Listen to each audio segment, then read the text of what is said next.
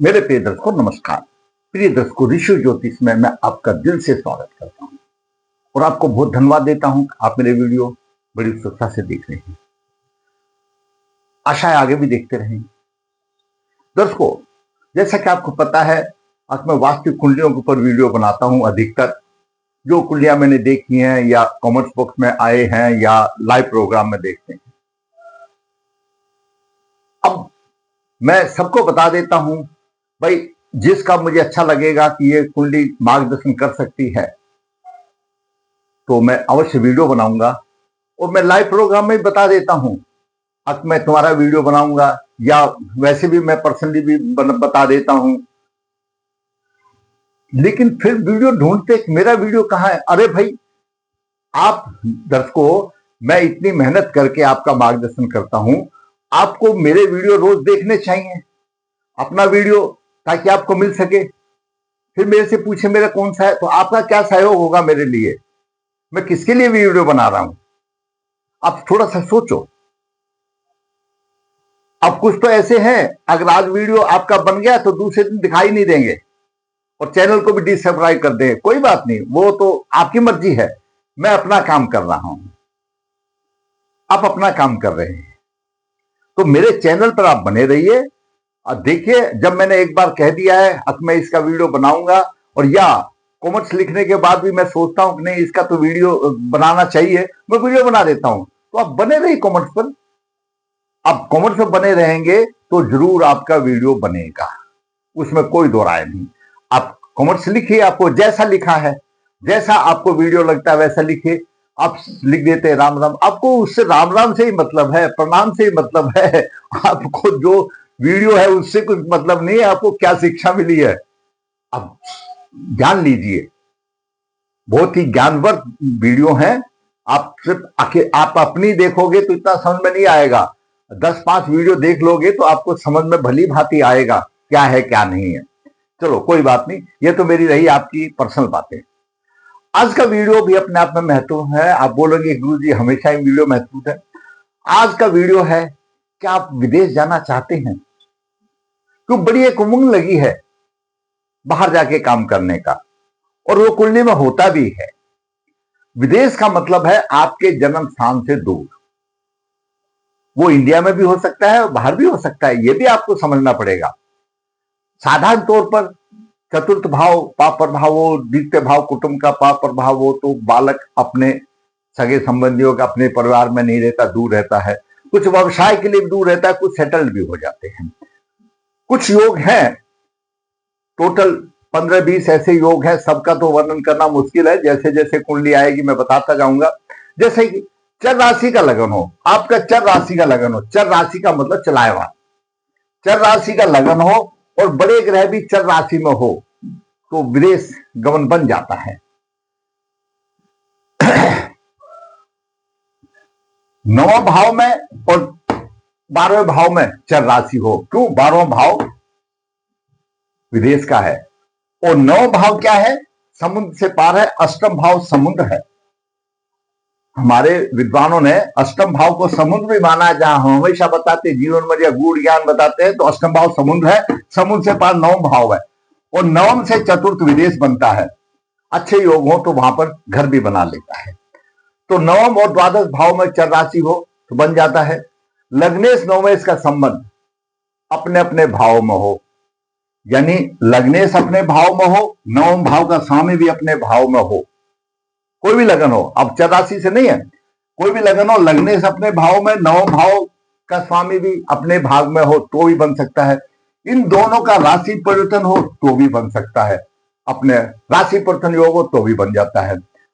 उसके बाद द्वितीय भाव और चतुर्थ भाव, द्वितीय भाव कुटुंब का, चतुर्थ भाव घरेलू का है। ये भी पीड़ित हो तो दूर जाके रहेगा, कुटुंब वाला पीड़ित हो तो कुटुंब के साथ नहीं रहेगा, दूर रहेगा, कुटुंब से दूर रहेगा, विदेश में रहेगा। और भी कई योग है। 11वें भाव में चंद्रमा हो या राहु हो तो भी विदेश योग बना जाता है। पंचम भाव में भी चंद्रमा हो तो भी विदेश बन जाता है। तीसरे भाव, खास मतलब की बात है, तीसरे भाव छोटी यात्राएं हैं, 9वां भाव बड़ी यात्राएं। तीर्थ भाव का स्वामी, और तीर्थ भाव बड़ी छोटी यात्रा है, तो नौ भाव बड़ी यात्राओं का स्वामी है।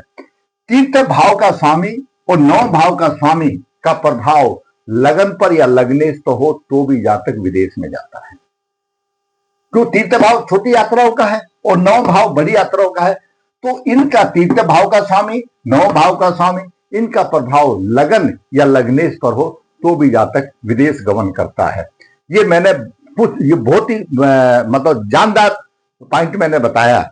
उसके बाद सुखेश और कर्मेश। सुखेश, सुख भाव का स्वामी को सुखेश बोलते हैं, कर्म भाव का स्वामी को कर्मेश बोलते हैं। अगर इन दोनों की युति सप्तम भाव में हो या विदेश या द्वादश भाव में हो, आपकी लगन कुंडली किसी भी लगन की हो, चतुर्थ भाव का स्वामी और दसम भाव का स्वामी दोनों की युति सप्तम भाव में हो या द्वादश भाव में हो, तो ऐसा जातक माता पिता के सहयोग से या सास ससुर के सहयोग से विदेश गमन करता है। और भी बहुत है, वीडियो लंबा हो जाएगा और फिर बाद में कुछ बताते रहेंगे जैसी कुंडली आएगी। अभी मेरे पास जो कुंडली आई है उसमें तीसरे भाव का स्वामी का लगन पर प्रभाव है। तीसरे भाव का स्वामी का लगन पर प्रभाव है। लगन में भी हो सकता है, लगन पर भी प्रभाव हो सकता है। दूसरा है भाग्येश का संबंध। नौ भाव का स्वामी का संबंध लगन से है, या तो लगन में बैठ सकता है, लगन को देख सकता है। तीर्थ भाव का स्वामी और भाग्य भाव का स्वामी जो मैंने आपको बताया, तीर्थ भाव नौ भाव विदेश यात्रा का है।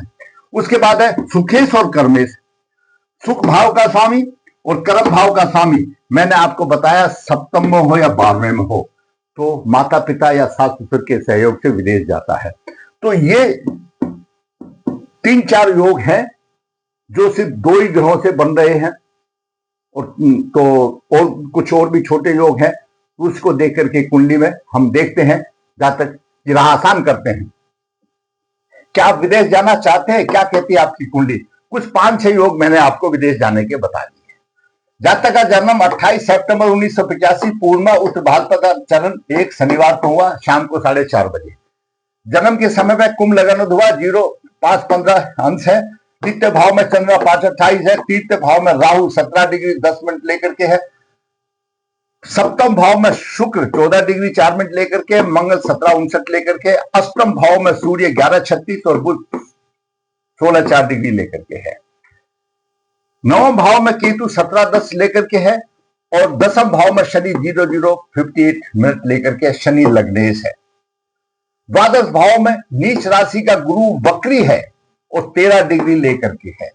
अभी दर्शकों देखिए, कुंभ लगन के लिए गुरु वरदान है, एकादश भाव का स्वामी है, द्वितीय भाव का स्वामी है, दोनों धन से संबंध है और दोनों का स्वामी गुरु है। नीच राशि में वक्री हो गया तो समझो उच्च के फल देगा।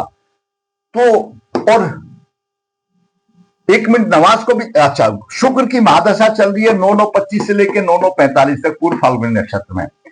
विष नवास में शुक्र आ गया, कोई बात नहीं, विष नवास में शुक्र आ गया। पुष्कर नवास में बुध और गुरु शनि है। अब पुष्कर नवास में गुरु आ गया, दोनों भावों को बलिष्ठ देगा, क्यों? गुरु बलवान हो गया। भाई जैसा ज्योतिष का सिद्धांत है, बलवान हो गया, नीच राशि में वक्री है तो उच्च के फल देगा, धन आएगा भी और धन जाएगा भी, और विदेश का भाव है, विदेश में खर्च करेगा। सीधी सी बात आ गई, मोटे तौर पर समझने वाली बात आ गई। शनि की भी तीसरी दृष्टि विदेश में है, तो शनि के अच्छे संबंध होंगे, विदेश से भी होंगे, ये बात भी आ गई समझ में। अब पुष्कर नवास में बुध है, बुध अष्टम भाव का स्वामी है, पंचम भाव का स्वामी है, अपने भाव को बलवंत करेगा। बुध बुद्धि का कारक है, वाणी का कारक, ऐसे जातक की वाणी और बुद्धि अच्छी होगी। यहीं पर एक और मैं बता दूं, इस टॉपिक से अलावा मैंने अभी कल परसों वीडियो बनाया है 22वां देश कौन। सूर्य 22वें देश कौन में है, लगन उदय 5-15 पर है, पहले देश कौन में लगन हुआ जो कि 10 डिग्री तक आता है, पहला देश कौन, और 10 के बाद शुरू होता है दूसरा देश कौन। 22वां देश कौन में सूर्य है, अशुभता का प्रतीक आ जाता है, धन का नाश करेगा अपने देशांतर दशा में। 22वें देश कौन में जो ग्रह होगा वो हानि करेगा, और हर महीने ये राशि बदली करता रहेगा। सूर्य आपके लिए शुभ नहीं है, यही मैं बता दूं, दोष तो मिटेगा पितृदोष से, लेकिन जब तक नहीं निवारण करते हो तो सूर्य को अर्घ देते रहना, कहीं भूल ना जाओ, इसलिए मैंने बता दिया, इंपॉर्टेंट पॉइंट है। अभी बात करते हैं। मैंने बताया तीसरे भाव का स्वामी का लगन पर भाव। तीसरे भाव का स्वामी मंगल है, सप्तम भाव में है, लगन को देख रहा है, हो गया।